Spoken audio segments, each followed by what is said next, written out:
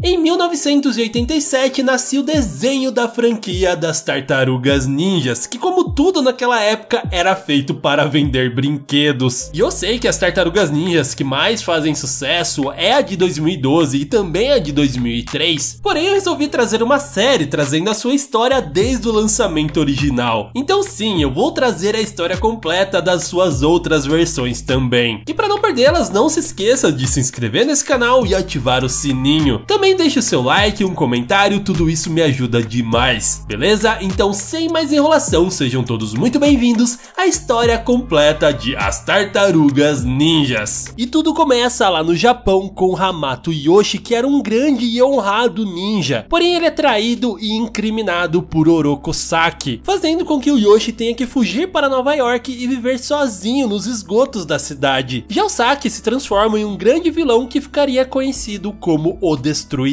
E ele também acaba mudando para os Estados Unidos para servir o Krang, um poderosíssimo alienígena com formato de cérebro que anda dentro de um corpo mecânico. O Destruidor, então, sabendo da localização do Yoshi, decide acabar de uma vez por todas com o seu inimigo, jogando o elemento químico mutagênico no esgoto. O que ele não sabia é que ele estava prestes a criar os seus maiores rivais. Esse líquido acaba caindo no Yoshi e nas 4 tartarugas que ele tinha de estimação, fazendo com que ele se transformasse em um rato humanoide que ficaria conhecido como Mestre Splinter, e as tartarugas ganhariam consciência, um corpo gigantesco e também um treinamento que as transformariam nas Tartarugas Ninjas. Cada uma delas recebendo o nome de um pintor renascentista muito famoso. Leonardo, sendo o líder tático da turma, corajoso e dedicado, usa uma máscara azul e detém 2 espadas longas. Já o Donatello é o líder tecnológico, ele usa uma máscara roxa e um bo, que é basicamente um bastão, né? Ele é o menos violento, sempre preferindo usar o conhecimento para resolver os conflitos, mas também não hesita em defender os seus irmãos. E o Rafael é o bad boy, ele usa sua máscara vermelha e um par de sai, que é basicamente 2 tridentes. Ele é forte e tem a natureza agressiva, raramente hesitando em desferir o primeiro golpe. A sua personalidade pode ser feroz e sarcástica, proporcionando humor sem expressão. E por fim, o Michelangelo é um brincalhão de espírito livre, fácil de lidar. Ele usa uma máscara laranja e empunha um par de nunchaku. Ele é o mais imaturo e tendo um lado aventureiro juntamente com seu maior amor, que é a pizza. Algo que ficaria muito marcado nesse desenho e em todas as suas gerações. E a sua primeira temporada teve apenas 5 episódios, porque eles não sabiam se ia dar certo ou não, mas por fim foi um grande de um sucesso, vendendo muitos e muitos brinquedos. E nessa série o Destruidor não é necessariamente o vilão principal, porque ele acaba trabalhando para o Krang, esse alienígena proveniente da dimensão X. Ele tem acesso a uma tecnologia extremamente avançada, tendo como base o Tecnódromo, uma fortaleza móvel de alta tecnologia capaz de se mover no subsolo. E o objetivo principal do Krang é abrir um portal para a dimensão X, para que assim o resto do seu exército consigam chegar até a Terra e dar o golpe final para conquistá-la. O que ele não esperava era a resistência das Tartarugas Ninjas ao seu plano. Eles que acabaram conhecendo a April O'Neil, uma repórter do canal 6 que acaba descobrindo o seu lar e se torna uma aliada deles, trazendo todas as informações do mundo exterior. E como o Donatello é muito inteligente, ele acaba criando diversos acessórios tecnológicos. Inclusive eles roubam um furgão e o transformam completamente para o seu QG. E assim passa a primeira temporada deles batalhando, até que o Krang finalmente consegue abrir o seu portal e aperfeiçoar o seu corpo robótico. Também tendo uma batalha épica entre o Mestre Splinter e o Destruidor. Mas tudo realmente acabaria quando as Tartarugas Ninjas conseguem reverter o portal que ele abriu, fazendo com que todos os vilões, inclusive o Tecnomódromo, fossem enviados de volta para a dimensão X. O que dá um final conclusivo para a série, porque realmente eles não sabiam se aquilo iria funcionar. Mas bom, a gente sabe que durou muito bem e a série teve 10 temporadas. Mas calma que a sua história foi bem mais do mesmo, tendo alguns pontos de destaque que eu vou trazer aqui nesse vídeo. No início da segunda temporada, os vilões têm energia para mandar apenas uma pessoa de volta à Terra, e eles acabam escolhendo, claro, o Destruidor, que agora sem nenhum recurso vai em vários dojos para intimar e recrutar alunos para o seu exército. mundo. Entre os novos personagens apresentados, temos a secretária desajeitada da April, a Irma Lanstein, que é simplesmente obcecada em namorar. Tudo pra ela um pretexto e qualquer um pode ser um candidato ao encontro, inclusive um robô. E outros personagens também são sapos punks, um clã de sapos que também foram afetados pelo mutagênio e treinados pelo Destruidor para destruir as tartarugas ninjas. Só que eles eram ingênuos demais e não perceberam que eles na verdade estavam sendo enganados. Eles acreditavam que as tartarugas realmente eram do mal. Porém, com o tempo eles acabam percebendo o contrário e se voltam contra o próprio Destruidor, acabando como mais um dos aliados das tartarugas. E o mutagênio seria um assunto bem recorrente na série. Uma vez a April acaba sendo exposto a ele e vira uma mulher gato, sendo controlada pelo Destruidor para atacar as tartarugas. E claro que no final ela volta ao normal. E também tem um episódio que o Splinter acaba usando isso para voltar a ser humano, mas quando ele começa a viver na sociedade, ele vê que todos os humanos são muito ruins, desejando então voltar à sua forma de rato mesmo. E por fim, no último episódio dessa temporada, o grande plano do Destruidor foi usar uma hidrelétrica para ter energia suficiente e abrir um portal para a dimensão X novamente. E é basicamente a mesma história. A nave chega, começa um monte de tremor na Terra, o Destruidor tem a sua batalha com o Splinter novamente, mas por conta dos próprios terremotos, o Tecnódromo acaba afundando tanto na Terra que ele chega na camada de lava e aparentemente é completamente destruído. E com essa segunda temporada foi a confirmação de que a série estava sendo um sucesso. Eles ficaram tão obcecados em produzir mais que a terceira temporada teria 47 episódios, que deveria ser produzido na mesma quantidade de tempo. Ou seja, tem muita coisa nada a ver e para encher linguiça. Mas também tivemos coisas bem legais, como a apresentação do Cassie Jones, um justiceiro que acabaria sendo aliado das tartarugas. Porém, ele tinha um método um pouco mais violento, usando máscaras de hóquei, e as suas armas eram coisas de esporte, como o próprio hóquei, beisebol, golfe, etc. E ainda mais pra frente ele acaba se tornando o interesse amoroso da April. E quem também se apaixonaria é o Leonardo. Lotus Blossom é uma ninja vinda do Japão contratado pelo Krang para substituir o Destruidor que ela derrotou facilmente. Inclusive foi ela quem chegou mais perto de conseguir derrotar as tartarugas de fato. E por fim ela com o Leonardo acabam criando o interesse amoroso. E como o objetivo dela era acabar com eles, isso acaba entrando em conflito, claro, fazendo com que no fim ela traia o Destruidor para salvar o seu amado e se vê obrigada a fugir. Porém ela voltaria algumas vezes disfarçada de entregador de pizza para vê-lo. E também temos um crossover pouquíssimo conhecido, mas vamos destacar esse coelho. O Donatello tinha criado uma máquina para tentar acessar a dimensão X, mas acaba abrindo um portal para um outro universo. E dele vem Miyamoto Usagi, que é o protagonista de um quadrinho contemporâneo, Usagi Yojimbo. Esse coelho é um samurai Ronin, e como ele era muito perseguido no seu mundo, ele acha uma boa ideia ficar na Terra. Porém ele acaba em vários conflitos com o Destruidor, que acaba sequestrando o seu melhor amigo. E para conseguir resgatá-lo, ele até mesmo concorda em destruir as tartarugas. Afinal, ele realmente era bem forte e conseguiria fazer isso. Mas no final ele acaba desistindo, se juntando com as tartarugas para resgatar o seu amigo e acabar com o Destruidor. E por fim, o final da temporada é basicamente igual ao da primeira. O Tecnódromo reaparece do nada vindo debaixo da Terra e logo em seguida é mandado diretamente para o espaço e de volta à dimensão X, onde eles estão presos novamente. E a quarta temporada, meus amigos, é pior ainda. Eu acho que a única história que salva é quando conhecemos a Mona Lisa, uma garota que acabou sendo transformada em sapo por conta do mutagênio e agora busca a vingança de quem fez isso com ela, que é um pirata lá aleatório. Ela então conhece as tartarugas que iriam ajudá-la nesse processo e no meio disso nasce uma paixonite entre ela e o Rafael. E depois que eles conseguem lá derrotar o vilão, o Rafael achou que tinha perdido ela, mas ela tinha sobrevivido e temos um final feliz, pelo menos pro Rafael. E no final da temporada o Destruidor tem uma ideia genial. Já que seus subordinados robôs eram meio tapados, ele decide dar uma grande inteligência para eles. E adivinha, quando ele tem inteligência, ele percebe que seus criadores são inúteis e fracassados, colocando eles para escanteio e começando o seu plano sozinho. E é aí que pela primeira vez a gente vê os vilões se unindo com os heróis para conseguir derrotar essa nova ameaça, mandando eles de volta para a dimensão X e salvando todos os humanos que foram sequestrados. E agora chegamos à quinta temporada, onde eles começam a tentar inventar umas coisas e fica bem estranho, como por exemplo o especial de Páscoa, onde o coelho Coelho da Páscoa vira literalmente um aliado das tartarugas, inclusive sendo um personagem que apareceria mais de uma vez. O problema aqui é que ele é um Coelho da Páscoa extremamente genérico, sem personalidade. E para se reinventar ainda mais, claro que eles iriam usar da viagem no tempo. Sempre tem esse episódio. Nele o Vingador tem o plano de viajar para o futuro para conseguir derrotar as tartarugas quando elas já estão bem velhinhas. E vemos que graças a elas todos os vilões foram derrotados e o mundo vive uma era de paz absoluta. Mas por fim as tartarugas do presente também conseguem viajar para o futuro e derrotar mais uma vez o Destruidor. E chegando no final da temporada bate aquela crise existencial nas tartarugas, pois elas são odiadas e excluídas pelos humanos enquanto são elas que salvam a Terra todos os dias. E aí que aparece uma tartaruga extraterrestre que quer levá-las até o planeta Tartaruga, um lugar que elas seriam 100% aceitas. Porém tem um problema, um monstro gigantesco tá atacando aquele lugar, e enquanto elas ficam lá tentando resolver esse problema, o Destruidor tá atacando terror na Terra, criando vários mecanismos para os seus soldados e também para ele mesmo. E aqui a gente vê como o anime está chegando no ocidente. Todos esses visuais são inspirados em coisas japonesas e claramente foi feito para conseguir vender mais brinquedo ainda. E por fim, as tartarugas conseguem resolver os dois problemas, voltando para a Terra para continuarem sendo humilhados e derrotando o traje do Destruidor de uma maneira bem fácil, na verdade. Já a sexta temporada não tem